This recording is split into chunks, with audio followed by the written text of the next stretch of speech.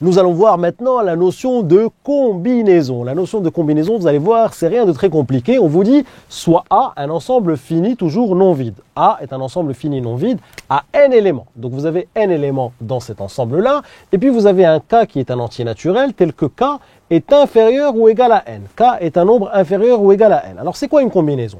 Une combinaison en fait de K éléments de A, d'accord, est une partie de A de cardinal K. Très bien. Donc une combinaison de K éléments de A est une partie de A qui contient K éléments, tout simplement. D'accord? Donc ici, le nombre de combinaisons de K éléments parmi n éléments est noté. Alors Kn, voici la notation, ou alors des fois on voit cette notation aussi, CNK, d'accord? Mais on va plutôt privilégier cette notation-là. Alors vous allez voir, c'est pas très compliqué cette histoire de combinaison. Je vais vous donner un exemple très simple pour comprendre, et puis après on reviendra à l'aspect théorique. Donc je vous donne ici un exemple, vous êtes dans un restaurant, même si ça arrive jamais, et vous avez devant vous des fruits, d'accord? Vous avez des bananes, des poires, des ananas, des raisins et des fraises, d'accord?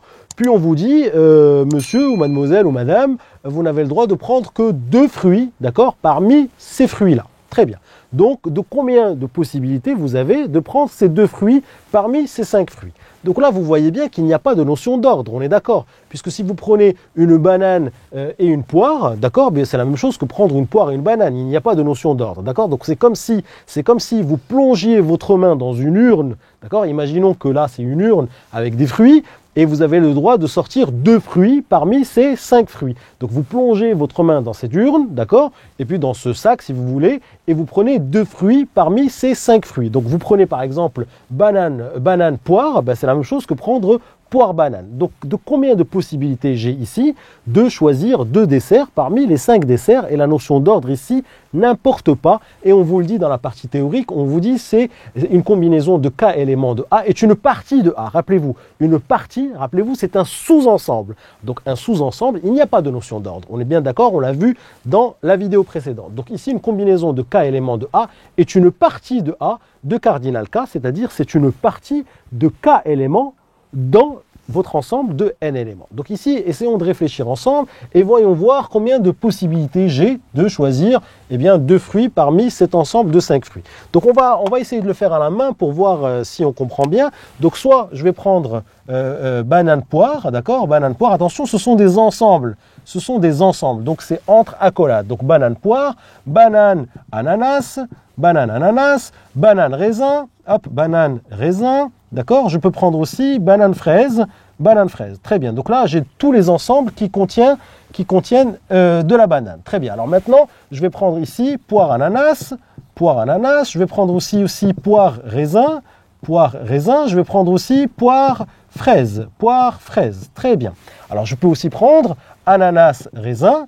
D'accord? Et je peux aussi prendre ananas, fraise, et puis je peux aussi prendre tout simplement raisin et fraise. Et vous l'avez compris, je le répète, attention, prendre banane poire, c'est la même chose que prendre poire banane. Donc ici, il s'agit de sous-ensemble, il s'agit de parties de 2 éléments dans un ensemble de 5 éléments, donc il n'y a pas de notion d'ordre. Donc ici, on n'a rien raté.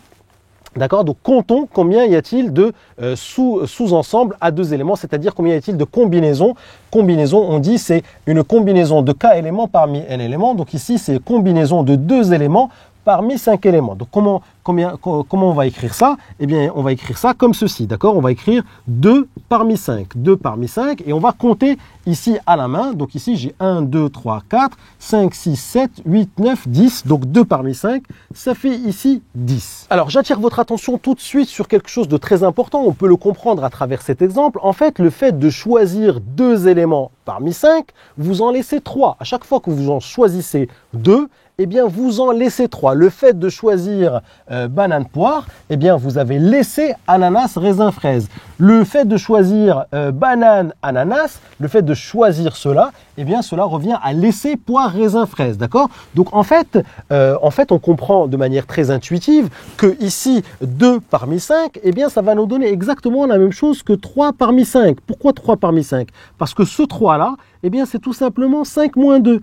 ça me donne ici 5 moins 2. D'accord? Donc ça, c'est une formule qu'il va falloir mémoriser. On pourra la démontrer aussi. D'accord? Eh bien, P parmi N, eh bien, c'est aussi N moins P, c'est aussi N moins P parmi N. D'accord? Puisque prendre 2 éléments parmi 5, cela revient à en laisser 3 parmi 5. Donc retenez ça, ça c'est une formule, je préfère vous l'expliquer tout de suite parce que dans cet exemple c'est flagrant, d'accord? Choisir 2 fruits parmi 5 fruits, eh bien cela revient à en laisser 3. Donc finalement choisir 2 fruits parmi 5 fruits, le nombre de possibilités de choisir 2 fruits parmi 5 fruits, c'est exactement la même chose que de laisser 3 fruits parmi les 5 fruits. Donc vous voyez ici, rappelez-vous, P parmi N, c'est N moins P parmi N. Alors dans cet exemple, évidemment, c'est facile, on l'a fait à la main. Je vous ai demandé de compter le nombre de parties de 2 éléments dans un ensemble de 5 éléments, le nombre de sous-ensembles de 2 éléments dans un ensemble de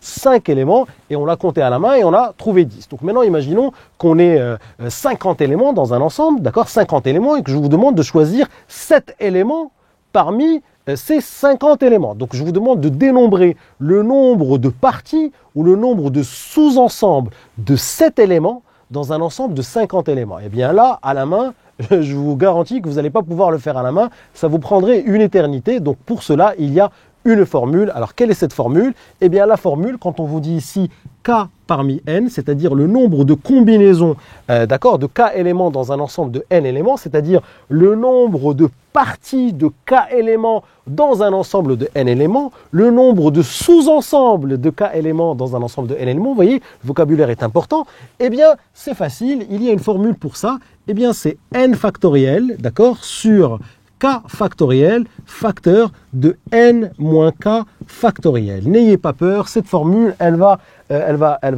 rentrer dans votre cerveau, elle va plus ressortir, d'accord? Ici, N factoriel sur K factoriel fois N moins K factoriel. Alors, voyons voir si ça marche ici.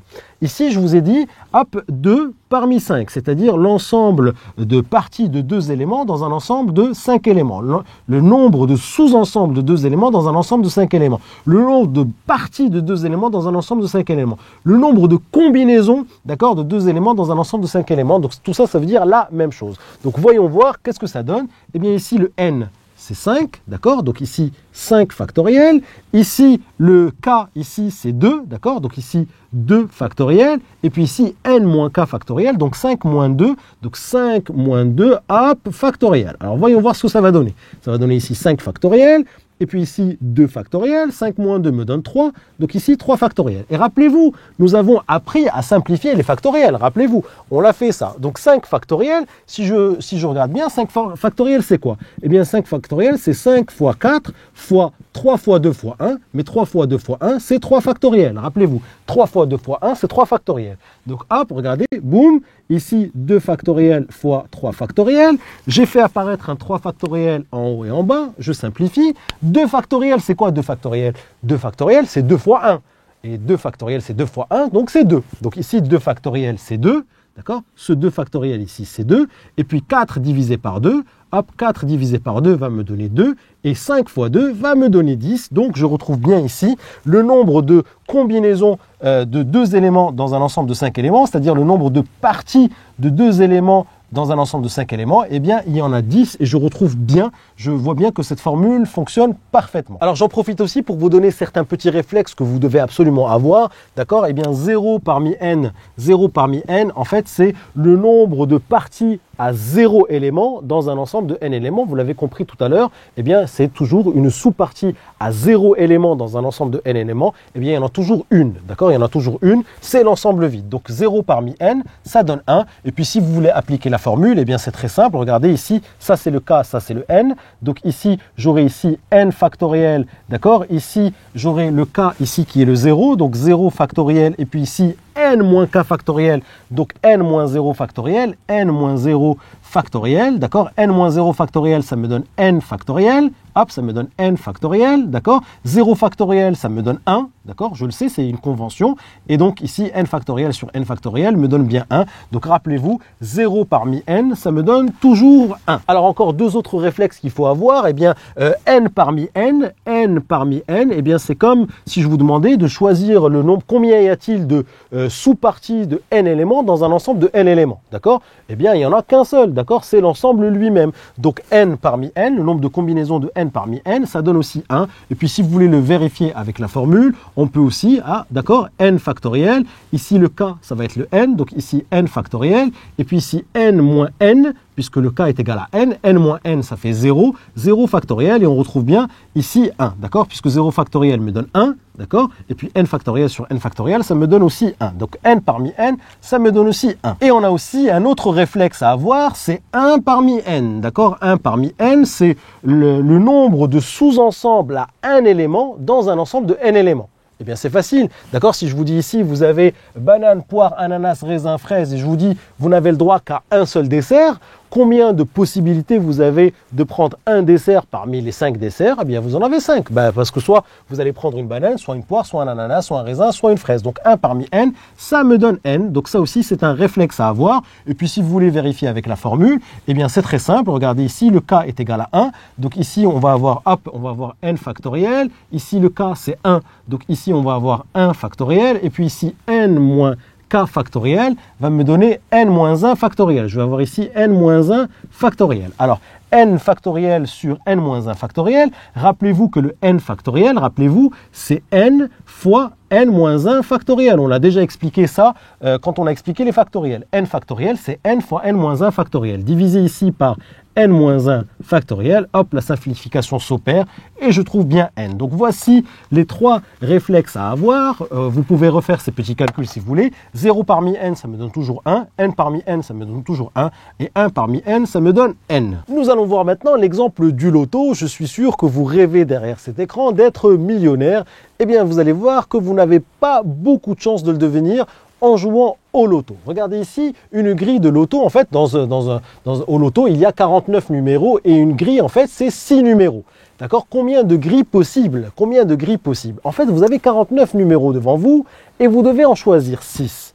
Vous devez en choisir 6, mais il n'y a pas de notion d'ordre ici, d'accord? Puisque dans le loto, quand vous cochez vos cases, il n'y a pas de notion d'ordre. Peu importe si vous avez coché dans un certain ordre, en fait, on s'en fiche à la fin, puisque ce qui compte, c'est les 6 numéros que vous avez choisis parmi les 49 numéros. Donc, en fait, c'est comme s'il y avait 49 boules, d'accord? Et que vous deviez plonger votre main et en sortir 6 en une seule fois. L'ordre ici importe peu. Donc ici, ce que je vous demande de dénombrer, c'est tout simplement le nombre de sous-ensembles de 6 éléments dans un ensemble de 49 éléments.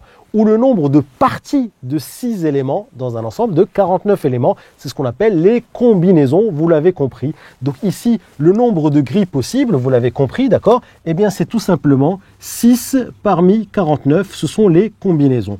Et vous avez appris à calculer ça. Alors les calculatrices le font très très bien aussi, ça. D'accord? Vous pouvez très bien rentrer dans votre calculatrice, demander à votre calculatrice de calculer ce nombre. Les calculatrices scientifiques peuvent le calculer rapidement. D'accord? Alors ici, si j'applique la formule, rappelez-vous de la formule, d'accord?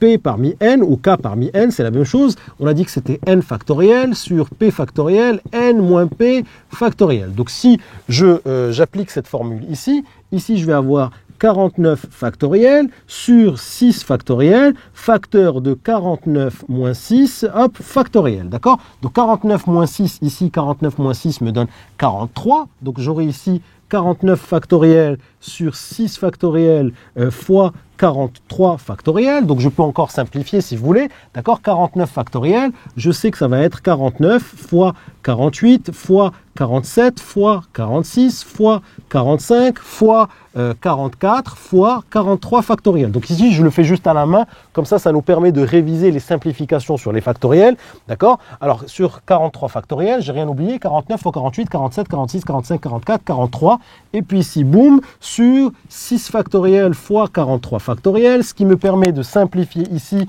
par 43 factoriel. Et puis j'ai ici 49 fois 48 fois 47 fois 46 fois 45 fois 44 sur 6 factoriel. Et 6 factoriel, vous le savez, eh bien c'est 6 fois 5 fois 4 fois 3 fois 2 fois 1. Très bien. Et ici, j'ai donc 49 fois 48 jusqu'à 44. Très bien. Et ce nombre-là me donne 13 983 816. Donc, cela veut dire que si vous voulez avoir le bon tirage au loto, choisir 6 numéros parmi 49 numéros, eh bien, vous avez 13 983 816 possibilités. Et parmi ces possibilités, eh bien, il n'y en a qu'une seule qui est gagnante. Donc, ça veut dire que vous avez une chance sur 13 983 816 de gagner.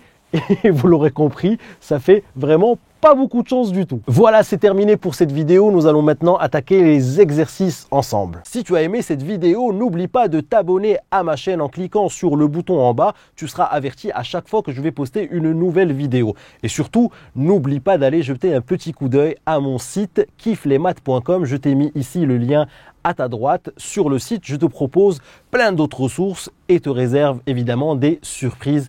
À tout de suite sur kifflesmaths.com.